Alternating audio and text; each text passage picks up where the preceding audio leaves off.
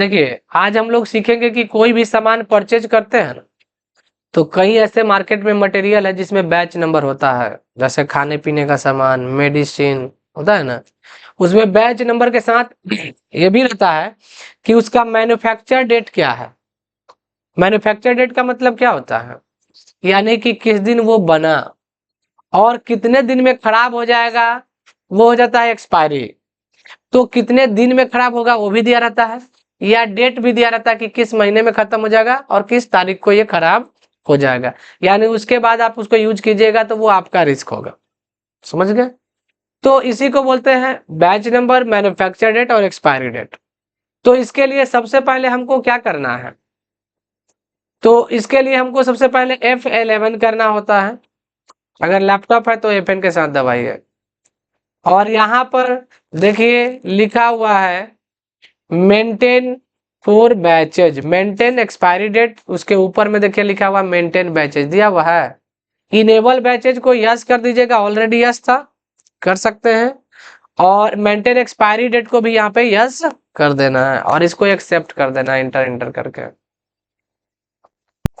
Control ए दबा दीजिएगा, ये सेव हो जाएगा। ठीक है, अब आपको क्या करना है कि क्रिएट करना है कुछ स्टॉक आइटम, जैसे जिसको परचेज करना है तो हम लोग वहां भी क्रिएट कर सकते हैं, या स्टॉक आइटम यहाँ भी क्रिएट कर सकते हैं। जैसे एक प्रोडक्ट का नाम है फेयर एंड लवली, नाम सुने होंगे, बहुत फेमस क्रीम है। आगे बढ़ेंगे तो यहाँ पे पूछेगा ग्रुप इसका, अगर पता है तो वो दे सकते हैं, जैसे कॉस्मेटिक है तो कॉस्मेटिक दे दिए, अगर बना रहेगा तो ठीक है, नहीं बना रहा तो बना भी सकते हैं। अच्छा क्वालिटी है तो स्टैंडर्ड, उसको किलो में तो खरीदते नहीं होंगे, पीस में खरीदते हैं तो पीस। आगे जब बढ़ेंगे, जब वहां इनेबल कर दिए है ना, तो यहाँ भी इनेबल करने का ऑप्शन पूछेगा मेंटेन इन बैचेज। अगर आपको यहाँ पे मेंटेन इन बैचेज नहीं आ रहा है, इसका मतलब हो सकता है कि आपने F11 में यस नहीं किया है। दूसरी बात, अगर आप मेंटेन इन बैचेज यस भी कर दिए लेकिन मैन्युफैक्चर एक्सपायरी डेट नहीं आ रहा है, तो समझिएगा कि यहाँ एक और सेटिंग प्रॉब्लम है, F12 सेटिंग होता है उसका। और देखिए यहाँ पर लिखा हुआ है मेंटेन स्टॉक आइटम इन बैचेज, ये भी यहाँ पे इनेबल है ना, किया हुआ।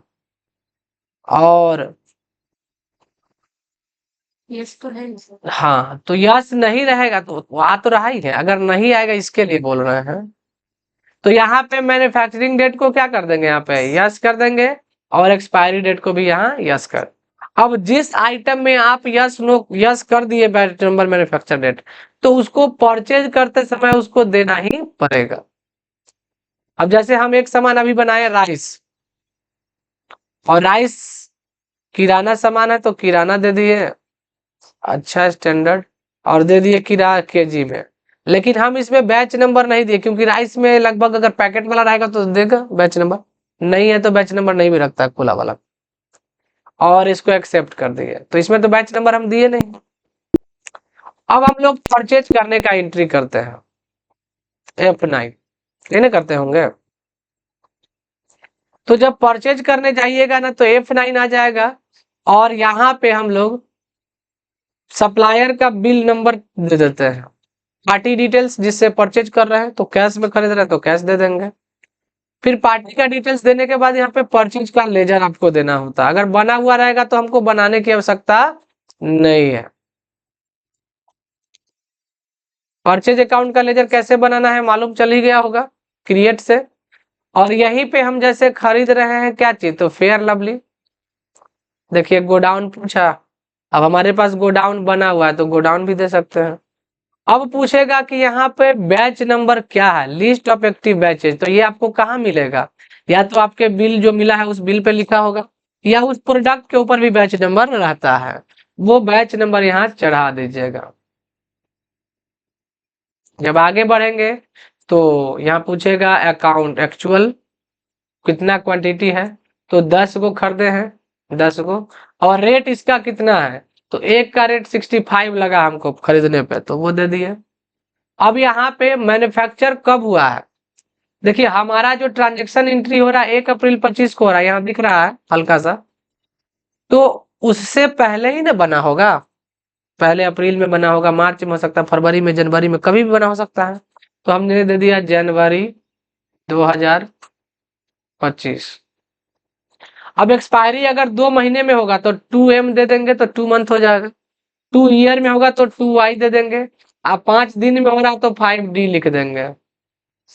लेकिन अगर एग्जैक्ट डेट लिखा हो तो एग्जैक्ट डेट लिख सकते हैं, या सिर्फ मंथ का नाम लिखा हो तो मंथ का नाम भी लिख सकते हैं। लेकिन देखिए क्या होता है ना, इसमें जैसे कोई भी मंथ का नाम लिखिएगा ना तो उसका लास्ट डेट ऑटोमेटिक ले लेता है। अब सोचिए कि हम तो टैली सीख रहे हैं एजुकेशनल मोड में, और अगर हम अप्रैल महीना दे देंगे तो अप्रैल का लास्ट डेट कौन होता है? 30 तारीख, पता है ना 30 तारीख। तो 30 तारीख तो इसमें सपोर्ट नहीं करेगा, इसीलिए दिक्कत होता है। तो हम लोग अप्रैल नहीं, तो ऐसा कर सकते हैं कि 1 तारीख लिख दीजिए। 1 तारीख 5वां महीना 2025, समझ गए? या 2026 या 2027। अब यहाँ पे इंड ऑफ लिस्ट कर दिए। अगर हम कोई दूसरा मटेरियल भी इसके साथ खरीद रहे हैं, जैसे राइस, तो इसमें तो हम बैच नंबर नहीं दिए थे, तो इसमें देखिए बैच नंबर नहीं पूछेगा। जैसे इसको गोल कर खरीद कर रख लेते हैं 5 किलो 60 के रेट से। क्या इसमें बैच नंबर मैन्युफैक्चर डेट पूछा? क्योंकि यहाँ पे इनेबल नहीं किए थे हम लोग स्टॉक आइटम वाले में, तो इसको एक्सेप्ट कर दीजिए, हो गया। ये परचेज का एंट्री था। सेल भी इसी तरह कुछ होगा। सेल करने के लिए हम लोग क्या करते हैं? FN। पार्टी नेम जिससे बेचना है वो दे दीजिएगा। सेल्स लेजर में यहां से क्रिएट कर लेंगे सेल्स का लेजर, सेल्स अकाउंट्स। अब आगे बढ़िएगा, क्या बेच रहे हैं जिससे, हाँ अगर क्रेडिट में बेच रहे हैं तो उसका नाम लिखेंगे। कैश मतलब कैश हमको मिल रहा है बेचने पर, तो कैश ही ना लिखेंगे। और अगर हम बेच रहे हैं यहाँ पे फेयर लवली, कितना बेच रहे हैं? तो गोडाउन चुनिए पहले, कहाँ से बेच रहे थे। दिख रहा है कि हमारे पास गोलघर में 10 गो है, तो बैच नंबर ये दिखा देगा कितना बैच नंबर का ये प्रोडक्ट आपके पास अवेलेबल है। यही बेच रहा है तो वही सिलेक्ट कर लेंगे। कितना क्वांटिटी बेच रहा है? तो 3 पीस बेच रहे हैं। रेट कैसे? तो 75 के रेट से। अब बाकी यहाँ पर बैच नंबर दिए, चुन लिए, ऑटोमेटिक एक्सपायरी मैन्युफैक्चर डेट आ जाएगा। एक बात ध्यान रखिएगा, अगर किसी प्रोडक्ट का बैच नंबर सेम है, इसका मतलब उसका मैन्युफैक्चर एक्सपायरी डेट भी सेम होगा। कोई दूसरा प्रोडक्ट सेल करना है साथ में तो वो भी सेल कर सकते हैं। अगर हम यहाँ पे राइस भी सेल कर रहे हैं तो राइस चुन लिए, कितना बेच रहे हैं, किस गोडाउन से बेच रहे हैं पहले ये चुन लीजिए, गोलघर। कितना बेच रहे हैं? तो 2 kg बेच रहे हैं। रेट 75 के रेट से बेच रहे हैं, और इसको भी एक्सेप्ट कर दिया। देखिए जो भी एंट्री एक्सेप्ट कीजिएगा तो इसको प्रिंट भी कर सकते हैं। तो एस्केप करके बैक आइएगा ना, तो यहाँ डेबुक में दिखेगा आपका एंट्री जो हुआ है। अभी सेल बिल को खोल लीजिए, इंटर मार्क है। प्रिंट करने के लिए हम लोग Ctrl+P दबाते हैं, और प्रीव्यू पे क्लिक करिएगा ना तो आपको दिखा देगा कि कैसा। Alt+Z से जूम होता है, देखिए दिखा रहा है। कंपनी का नाम यहाँ पे है, जिसको बेचे हैं उसका नाम यहाँ है बिलिंग। जो प्रोडक्ट देखिए राइस में बैच नंबर नहीं आ रहा है, लेकिन फेयर लवली में आ रहा है, क्योंकि फेयर लवली आप बेचे उसमें बैच नंबर भी लगा हुआ। समझ में आया ये चीज?